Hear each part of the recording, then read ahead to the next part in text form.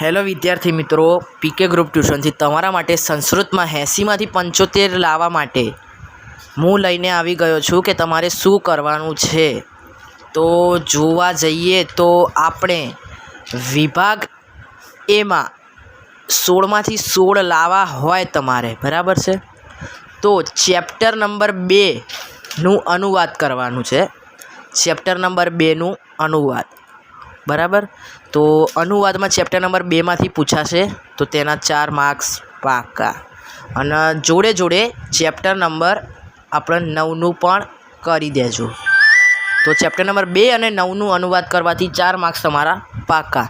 હવે chapter number 2, 9, 11, 12 આ 4 ચેપ્ટરના સ્વાધ્યાયના પ્રશ્નો કરી દેજો. અને ચેપ્ટર નંબર 11માંથી ઘટનાક્રમ પૂછાશે. ટૂંક નોંધ આપી દઉં તમને તો ગુણવતી કન્યાનું આયોજન, હેમચંદ્રાચાર્ય અને ક્રોધની શારીરિક અસરો, આ રહી સેક્શન એ માટે મોસ્ટ આઈએમપી છે. ચેપ્ટર નંબર 15માંથી અજાણ્યા પુરુષવાળો સવાલ, આધુનિક યુદ્ધ અને મહાભારતકાલીન તફાવત, આ પણ મોસ્ટ આઈએમપી છે. અને કોણ બોલે છે તે પણ ચેપ્ટર નંબર 15માંથી પૂછાઈ શકે. હવે વાત આવી ગઈ સેક્શન બી, વિભાગ બી માટે પદ્ય વિભાગ.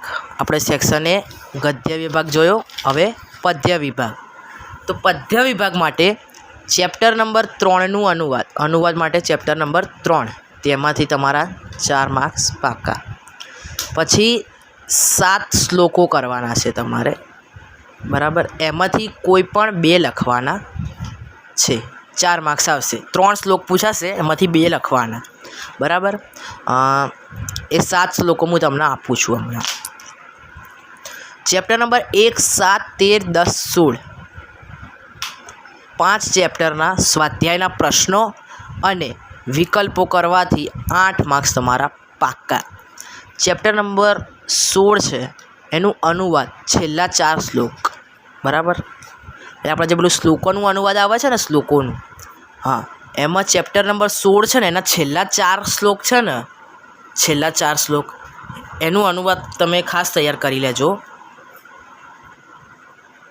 બરાબર. તો એમાંથી પૂછાશે. હવે સેક્શન સી, નાટ્ય વિભાગ.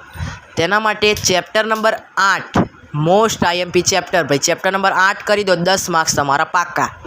ચેપ્ટર નંબર 8માંથી અનુવાદ પૂછાઈ શકે, સ્વાધ્યાયના પ્રશ્નો પૂછાઈ શકે, વાક્ય બનાવ પૂછાઈ શકે. ચેપ્ટર નંબર 4માંથી ઘટોત્કચનું પાત્ર લેખન અને શ્રી કૃષ્ણનો સંદેશ, બરાબર. આ મોસ્ટ આઈએમપી છે. આ 2માંથી કોઈ પણ એક પૂછાશે અને પૂછાશે જ. અને ચેપ્ટર નંબર 4ના સ્વાધ્યાયના પ્રશ્નો વાક્ય બનાવો, આ પણ કરી દેજો. બીજી ટૂંક નોંધ આપી દઉં તમને, આના પણ પૂછાવાના ચાન્સ ખરા, બરાબર. આના ચાન્સ પૂછાવાના ખરા. ટૂંક નોંધ, તો ટૂંક નોંધમાં ચાણક્ય, મનુષ્યના 3 કર્તવ્ય, શિબી, ચંદનદાસ અને શાંડિલ્યનું પાત્ર લેખન, બરાબર. આટલી ટૂંક નોંધના ચાન્સ ખરા, પણ આ 2માંથી કોઈ એક પૂછાશે જ. કે હવે અર્થ વિસ્તાર. તો અર્થ વિસ્તાર ચેપ્ટર 13માંથી 3 અર્થ વિસ્તાર છે, બરાબર. ચેપ્ટર 3માં એમાંથી એક પૂછાશે જ 100%. ચેપ્ટર નંબર 7માંથી પણ આવશે, એટલે અર્થ વિસ્તાર માટે ચેપ્ટર નંબર 13, 7 તમે કરી દેજો. એમાંથી ચેપ્ટર નંબર 13માંથી એક પૂછાશે.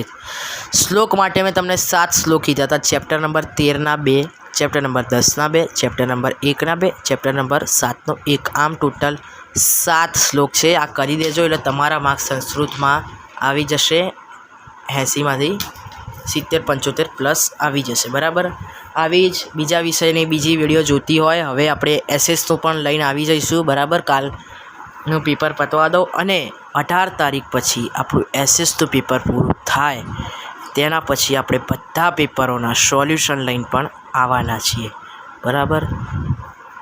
તો સોલ્યુશન અત્યારે કરાય નહીં, કારણ કે તમે જેમ આજે સંસ્કૃતનું પેપર કાલે પૂરું કર્યું અને પછી તમે ત્યારે સંસ્કૃતનું સોલ્યુશન કરો, બરાબર, એમાં તમારો ખોટા પડે, બરાબર.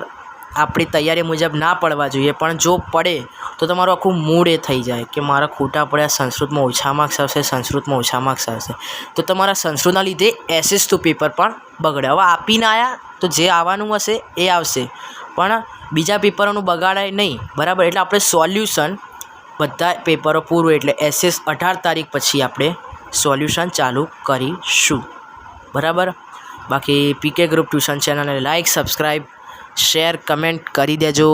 અને તમને આની PDF જોઈતી હોય તો વોટ્સઅપ પર કમેન્ટ કરી દેજો. આપણા ડિસ્ક્રિપ્શનમાં વોટ્સઅપ ચેનલની વોટ્સઅપ નંબર આપેલો જ છે. વોટ્સઅપ નંબર હું બોલી દઉં છું, બરાબર, લખી દેજો. 7600258660 નંબર પર વોટ્સઅપ પર હેલો PDF એટલું લખજો, એટલે તમને સંસ્કૃતની PDF આવી જશે, બરાબર છે. તો મળીએ આવતી વિડીયોમાં.